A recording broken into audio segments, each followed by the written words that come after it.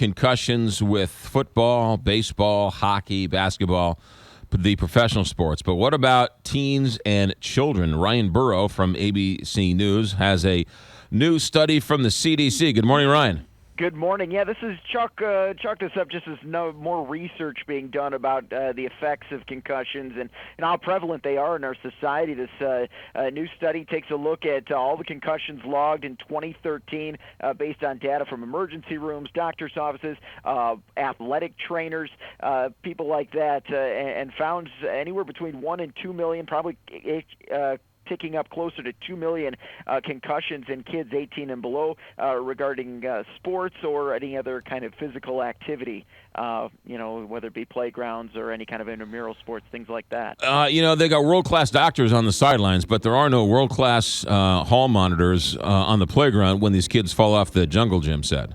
Yeah, no, good point. And a lot of these people, these researchers determined as well that some of these cases aren't even diagnosed. A lot of people maybe the kid takes a header in soccer and goes to the trainer, but that's as far as they go.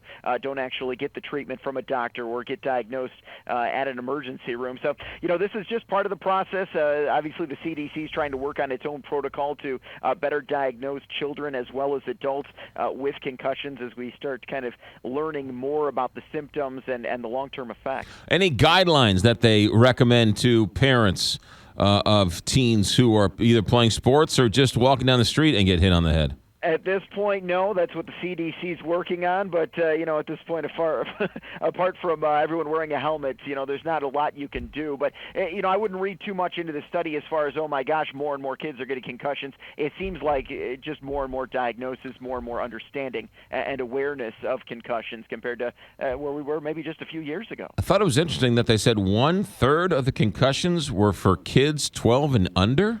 Yeah, a lot of these things happen on the playgrounds, like you mentioned. We're playing sports. A lot of these, kids get knocked on the head one way or another, don't realize it's a concussion, just keep moving on. There are obviously more severe symptoms and lesser severe symptoms. So, obviously doctors are trying to sift through those as well to tell, coaches at the youth levels, maybe what some of these symptoms are, what to look for. Yeah, I guess one of the side effects of a concussion being so young is you turn yourself into a Cub fan, I guess. Not a bad place to be right now, right? All right, fair enough. It's going to be a fun week, right? Yes, it is. Cubs Cards. Ryan in Chicago. Thanks for checking in. All right, take care. Ryan Burrow, ABC News correspondent here, joins us frequently here on the Big 550